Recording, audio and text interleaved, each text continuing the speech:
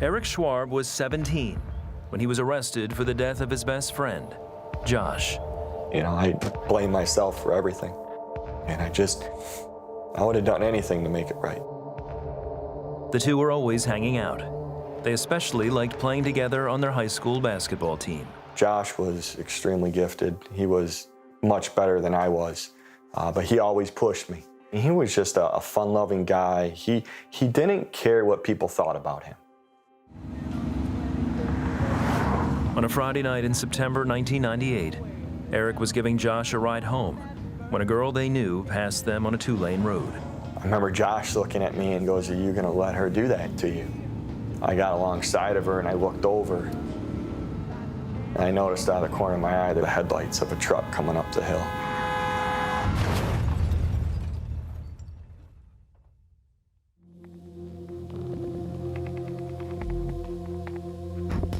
I looked over at Josh and I said, "Are you okay?"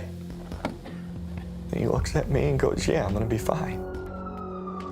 The next thing I know, I woke up in the ambulance. And at that point is when I started to pray, which I've never done before. Eric was taken to the hospital with a concussion and a number of cuts and bruises. Eric asked his nurse about Josh. She had tears in her eyes. I knew at that point he never made it. And I blamed God from probably maybe an hour and a half after the accident. Why me? Why now? You're supposed to be there to protect us. Eric also blamed himself and couldn't understand how anyone could forgive him. The first people to the hospital were his mom and his grandma. They came in there and they were crying. They've already forgiven me. I didn't know what that meant at that point. Days later, they buried his friend. Eric was arrested for negligent homicide. Released to his parents, he spent the next 8 months in and out of court. During one appearance, his friend's mother read a letter to the court on Eric's behalf. And in my mind, I'm thinking, why are you doing this? I don't deserve this. I deserve to go to jail. Eric was only given 4 years probation with community service, but memories of Josh dominated his thoughts. I went to drinking. I went to smoking marijuana just to forget about all of it. I remember sitting there with one of my stepdad's guns and just sat there and thought about all the people I hurt, the problems I've caused, the path I was on, the drinking, the drugs. For what? I don't need to be here anymore. I just never could do it. Over the next 16 years, Eric continued to struggle with guilt and depression. The drugs and alcohol didn't fill the void left by his friend. On occasion, he would visit Josh's grave. But on a graveside visit in October 2014, Eric's thoughts turned elsewhere. I just sat there and just started praying and just asking God if there's anything left for me to do here on this earth, just point me in the right direction. Eric started reading the Bible and going to church.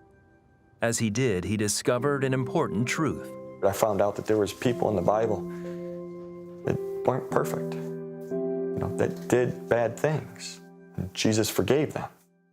Eric asked for and accepted God's forgiveness.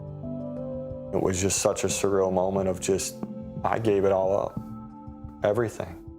And when I truly repented and I gave up everything, the drinking, the drugs, it was gone. Well, I know what that void is. The void was Jesus. The void was Christ.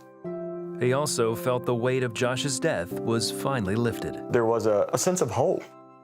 Others have forgiven me for what I've done already that I didn't know. Everything changed. The way I thought, the way I felt, the way I started to see things, just clear. In 2015, Eric married Michelle, and today they have a beautiful daughter. He's thankful for the freedom of forgiveness he now has through Jesus Christ. It's a feeling of just peace. to know that He's our Savior, and to wake up every morning with forgiveness from Jesus and thank Him every day for that forgiveness. That's all you need. You know, we're human, we make mistakes. Some mistakes are more serious than others. And when guilt gets its hooks in us, oh, the things we do to punish ourselves so that we can somehow feel that some of that is going to go away, some of that pain, some of that anguish, some of that I can never change this.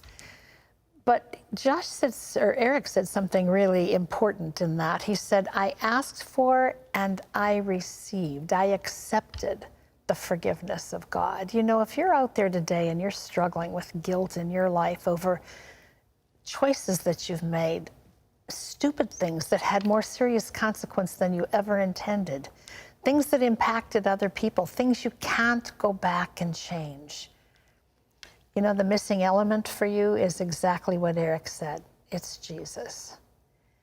He wants to forgive you. He has forgiven you, but here's the deal. You have to accept it. You know, it's not based on your performance. You see, that's why Jesus went to the cross, because we can't do it for ourselves.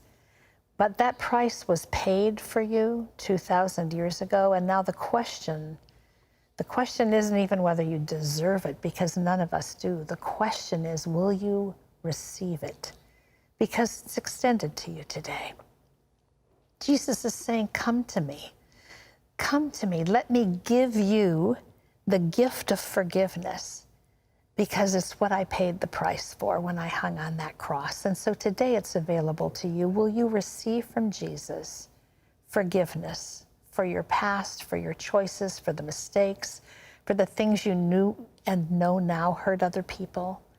You can't go back and change it, but you can start over. You can have a fresh beginning today, and it starts with coming to Jesus, setting everything aside, surrendering your guilt, surrendering the behavior, surrendering your thoughts, surrendering everything, and saying, I need a Savior.